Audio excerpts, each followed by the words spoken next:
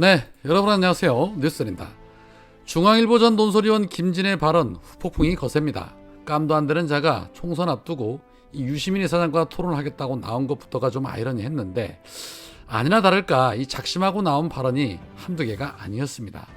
그 중에서도 노무현 전 대통령을 향한 모욕적인 언사는 전 국민을 분노케 하기에는 충분했습니다. 김진은 정치권 전반의 도덕성 추락을 지적을 한답시고 노무현 전 대통령의 명예를 훼손을 했고 또 사위인 곽상은 후보를 비방을 했습니다. 제가 차마 더러워서 그 말을 다 인용하지는 않겠습니다. 이에 곽상은 후보는 페이스북을 통해 김진 씨에게 분명히 경고한다라는 제목 하에 국힘 당적을 지닌 전직 중앙일보 논설위원이자 현직 극우 유튜버 김진 씨가 공영방송 MBC의 100분 토론에서 노무현 전 대통령과 제 가족에게 차마 입에 담을 수 없는 모욕적인 언사를 남발을 했다. 이번 국회의원 선거 들어서 최재형 후보의 비방 이후 두 번째다.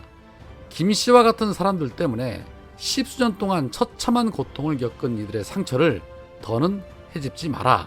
사람으로서 지켜야 할 최소한의 도리가 있는 것이다. 분명히 경고한다. 김 씨의 발언은 명백한 사자 명예훼손, 후보자 비방이다. 즉시 발언 취소하고 사죄해라.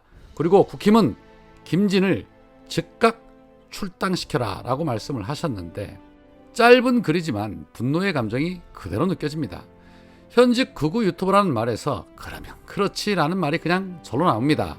저 정도쯤은 돼야 국힘당스럽지 않겠습니까?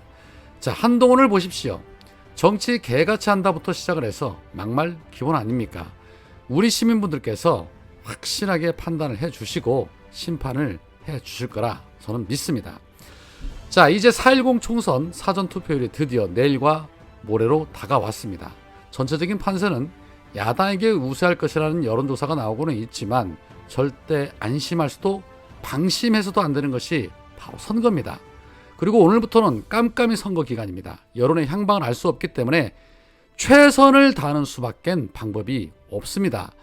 어제 이재명 대표는 제주 4.3 기념식을 시작으로 해서 경남 지역 그리고 부산 지원 유세를 펼치셨는데 역시나 이동 중에도 원격 지원까지 하는 이 열정은 지지자들의 전의를 불타게 만듭니다.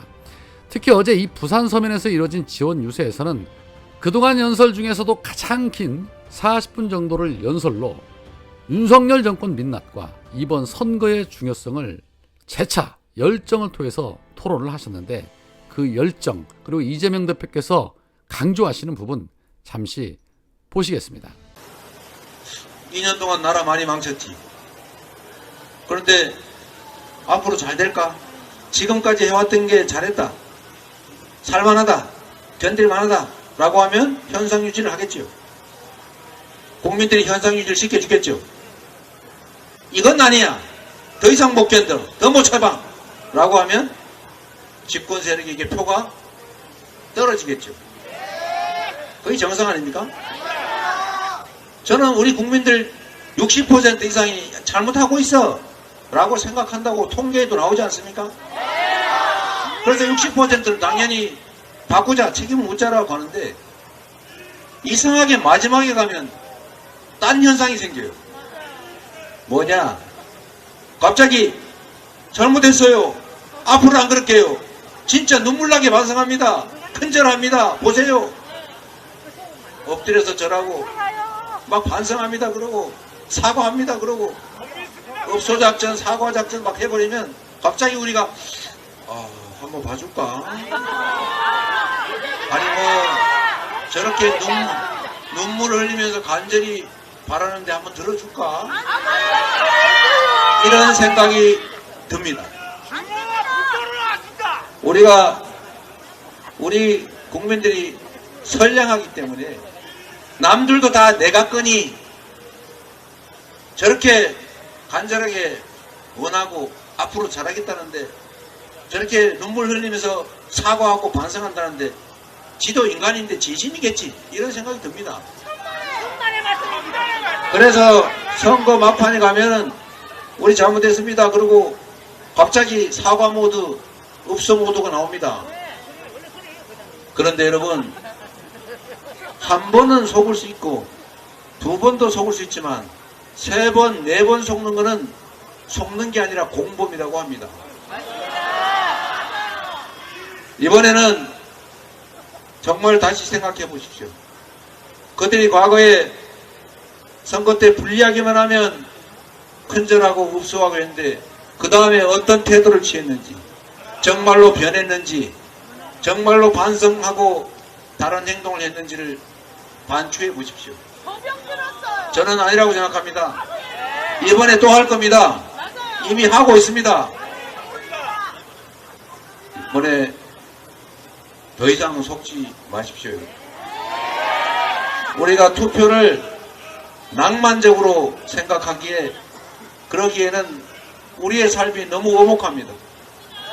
대한민국의 상황이 너무 참혹합니다. 눈물에 동정할 만큼 그런 낭만적 상황이 못 됩니다. 이런 상태로 계속 가면 저는 나라 망한다고 생각합니다. 행정 권력만 가지고도 2년도 안 된 시간에 이 나라를 국제적 망신거리로 경제 폭망, 민생 파탄에다가 전쟁 위기를 겪는 독재 국가를 만들어놨습니다, 여러분. 만약에 입법권까지, 국회까지 그들이 장악하면 이제는 법과 시스템, 제도까지 마구 뜯어고쳐가지고 여당 무슨 비대위원장이라는 분이 얘기한 것처럼 국정원이 다시 간첩 수사 시작하고 그렇게 하겠다고 공언하지 않습니까? 국정원의 대공수사권 복구시키겠다고? 다시 이제 그런 시절로 되돌아가게 될 것입니다. 제도까지 뜯어고쳐 놓으면 다시는 돌아오기 어렵습니다, 여러분. 남의 나라 얘기해서 안 됐습니다만 한때 정말로 잘 살던 아르헨티나 지금 어떻게 되는지 생각해 보십시오. 세계 7대 경제 강국으로 성장하는 브라질, 완전히 나락으로 떨어졌다가 이제 겨우 다시 복구하기 시작했습니다. 그 사이에 브라질은 어떻게 됐는가 생각해 보십시오, 여러분. 우리는 이미 2년도 안 된 시간에 내리막길을 걷고 있어요.